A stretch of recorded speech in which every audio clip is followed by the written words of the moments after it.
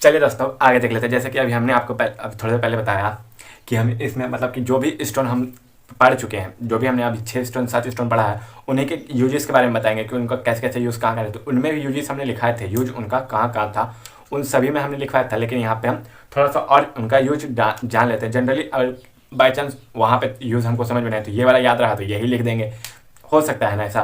तो इसको हम देख लेते हैं, यूज हम यहाँ पे देख लेंगे। उसके बाद हम इस सबका ट्रिक लेके आएंगे कि ग्रेनाइट पत्थर है तो उसका ट्रिक किस प्रकार होगा कि ग्रेनाइट पत्थर है तो वो इग्नियस रॉक है, फिर उसका स्पेसिफिक ग्रेविटी इतना होता है, उसका क्रशिंग स्ट्रेंथ इतना होता है, ये सब चीज़ हम देखेंगे उसमें। उसी प्रकार स्लेट का देखेंगे, उसी प्रकार हम lime stone, sand stone, laterite पत्थर, इन सब चीज़ों का भी देख लेंगे। तो जब पहले हम इसको देख लेते हैं, उसके बाद यहाँ पे हमारा लेक्चर 8 पूरी तरह से फिनिश हो जाएगा। चलिए हम इसको देख लेते हैं। यूजेस ऑफ बिल्डिंग स्टोन, हमारा हेडिंग ही क्या है तो uses of building stone. Various uses are flow, निम्नलिखित है यहाँ पे, विभिन्न प्रकार के यूज यहाँ पे निम्नलिखित है। पहला फाइन ग्रेन ग्रेनाइट, मतलब वही छोटे दानों वाला जो ग्रेनाइट होगा वैसा stone, fine grain granite stone are used for heavy engineering working. Heavy यानी कि बहुत ज़्यादा जिसमें काम का जरूरत हो, जिसमें बहुत ज़्यादा लोड लगेगा, उसी को हैवी इंजीनियरिंग वर्क्स, जैसे कि हमारा ब्रिज बनाना हो, कहीं पे हमारा पुल को बनाना हो, कहीं हमारा रोड बनाना हो, कहीं पे हमारा डैम बनाना हो, कोई अच्छा इमारत बनाना हो जिसको हमारा मॉन्यूमेंट के रूप में जाने, जैसे ताजमहल हो गया, वहाँ पे इन सब पत्थरों का यूज किया गया होगा। मॉन्यूमेंट मतलब होता है धरोहर। सच एस बिल्डिंग, किसी प्रकार का बिल्डिंग हो, ब्रिज, डैम, मॉन्यूमेंट, मॉन्यूमेंट मतलब लिख लीजिएगा धरोहर।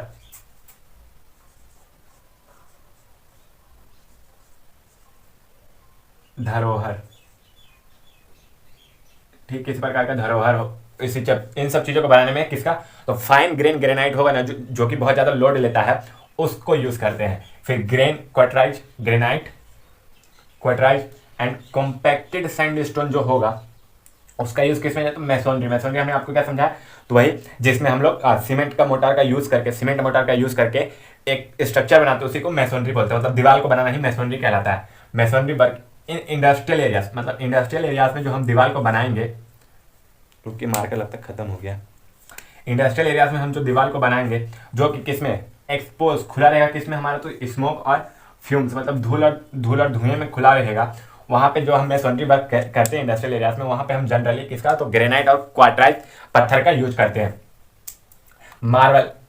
मार्बल ग्रेनाइट एंड सैंडस्टोन जो भी रहता है हमारा, उसका यूज किसमें तो facing work of building. Facing work हमने आपको समझाया भी था कि मान के चले बिल्डिंग का सामने का हिस्सा है, सामने के हिस्से में जो भी पत्थर का काम करेंगे ना हम, उसी को फेसिंग कहा जाता है। फेसिंग वर्क यानी बिल्डिंग का सामने के हिस्से को हम फेसिंग कहते हैं, और उसमें जो पत्थर का काम करेंगे उसको फेसिंग वर्क ऑफ स्टोन कहते हैं।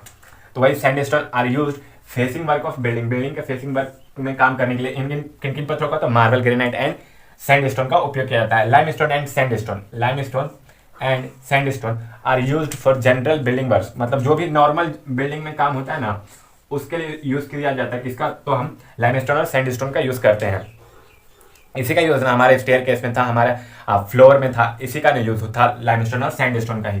फाइन ग्रेन ग्रेनाइट देखिए यहाँ पे भी आ गया आप कौन सा तो फाइन ग्रेन ग्रेनाइट, और साथ ही में हमारा कौन तो marble soft sandstone are used for carving यानी कोई डिजाइन देने में, ऑर्नामेंटल यानी कि सजाने वाले वर्क में इन सब चीज़ों का यूज़ किया जाता है। किसका तो फाइन ग्रेन ग्रेनाइट का, क्योंकि देखिए उसका कर्व बनेगा हल्का सा, कहीं सजाने के लिए बनाएगा तो उसको वहाँ पे पत्थर तो एकदम अच्छा लोड वहाँ पे ज़्यादा नहीं लेना चाहिए, क्योंकि उसमें देखिए बार बार अटैक करेंगे तो क्या पता वो टूट जाए।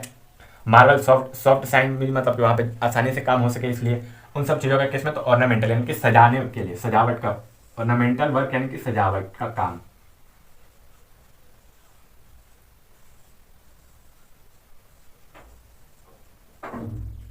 ऑर्नामेंटल वर्क यानी कि सजावट का काम में उसका उपयोग किया जाता है। कॉम्पैक्ट लाइमस्टोन एंड सैंडस्टोन, जो भी compact limestone and sandstone are used for fire resistant masonry, मतलब कि जो भी आग जहाँ पे लगने की संभावना होगी ना वहाँ पे हम कॉम्पैक्टेड लाइमस्टोन एंड सैंडस्टोन का उपयोग करेंगे। रेजिस्टेंट यानी कि विरोध,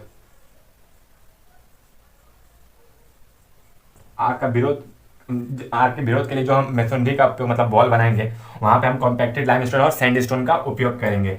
फिर granite quartzite stone are used for foundation वही के नीचे, जो हम आपको फाउंडेशन बताए थे कि ग्राउंड लेवल के नीचे बनता है, उसमें भी फाउंडेशन में भी किसका ग्रेनाइट का और क्वार्टराइज पत्थर का यूज करते हैं। कब ऑफ बिल्डिंग इन प्लेसेस जहाँ पे with the high ground water level, जहाँ पे ग्राउंड वाटर लेवल रहेगा वो हाई रहेगा, यानी कि समझिए जैसे कि ये धरती है, ठीक, और ग्राउंड वाटर लेवल इतने दूर में ही हमको मिल जा रहा है, यहीं पे मिल जा रहा है मान के चलिए, तो इतने दूर में ही मिल जा रहा है जहाँ हमारा खत्म हो रहा है इतने दूर में।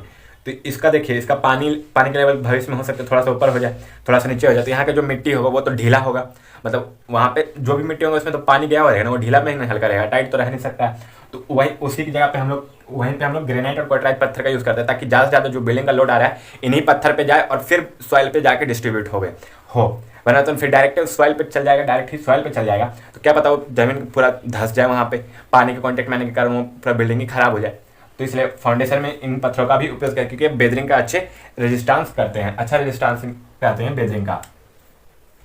अब क्या हमारा तो marble, slate, sandstone and granite stone are used for floor paving. Floor paving यानी कि ढकना होता है। जैसे कि देखिए हम फ्लोर में टाइल्स वाइल्स लगाएं तो उसके ऊपर हम जो एक परत लगाएंगे ना, उसी को हम पेविंग कहते हैं। तो उसमें कौन कौन सा marble, slate, sandstone and granite लगा हुआ रह सकता है। ऐसे हम देखिए, ये हम प्लास्टर किए, ठीक, एक लेयर प्लास्टर किया हम, मतलब वही कंक्रीट का ढाल के ऊपर से हम सीमेंट का एक लेयर चढ़ाएं, उसके बाद एक लेयर हम पत्थर का चढ़ाएं, मार्बल वार्बल का, तो उसी को कहते हैं पेविंग करना, यानी कि ढकने का काम जो करता है वहाँ पे ये करता है। तो हमारा ये देखिए यहाँ पे यूजेस यहीं पे खत्म होता है। उसके बाद हम ट्रिक लेके आते हैं सभी पत्थरों का, तब तक आप इसको नोट डाउन कीजिए। और हाँ, इसके पहले के पार्ट आप देखना चाहते हैं तो हमारे जो प्लेलिस्ट है हमारे जो चैनल पे building construction and building material का, उस पर जाके देख सकते हैं, सभी पार्ट उस पर उपलब्ध है।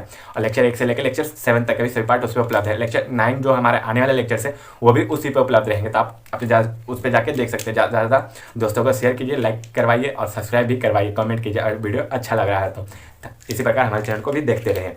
तब तक आप इसको नोट डाउन कीजिए। सॉरी दोस्तों, मतलब जो आप बता रहे थे ट्रिक, वो ट्रिक मतलब हम आपको नेक्स्ट पार्ट में, यानी कि इसके एफ में देंगे, लेक्चर 8 के एफ पार्ट में देंगे। सॉरी, कुछ कारण में सभी काम आ गया, इसलिए उस ट्रिक को हम इस वीडियो में नहीं, अपने नेक्स्ट वीडियो में बताएंगे। इस वीडियो को हम यहीं पे समाप्त करते हैं। जो आप आज हमने जो देखा यूजेस के बारे में देखा, डिफरेंट स्टोन के कहाँ यूज़ होता है, कहाँ यूज़ नहीं होता, उन सबको देखा हमने। तो आज यहीं पे हम अपना वीडियो समाप्त करते हैं। उसको नेक्स्ट पार्ट में देख लेंगे ट्रिक को कभी, और जो हमारा पार्ट एफ आएगा उसको, या उसका सेपरेट वीडियो बना के आपको हम जो हमारे यूट्यूब चैनल पर उस पर चढ़ा देंगे। और हाँ, प्लीज़ हमारा जो ब्रिक्स का चल रहा है लेक्चर, उसको भी साथ साथ देखते चलिएगा आप लोग, ताकि आपको ज़्यादा से ज़्यादा जल्दी से जल्दी खत्म हो जाए सिलेबस। ठीक, आपको ज़रा से इन्फॉर्मेशन मिला तो प्लीज़ लाइक कीजिए, कमेंट कीजिए, सब्सक्राइब कीजिए, अपने दोस्तों को ज़्यादा शेयर कीजिए, जो फ्री का कंटेंट चल रहा है उसका वो भी फायदा उठा सके। Thank you. कीवर्ड टीच वाली इन भी हाथ पटेंगे।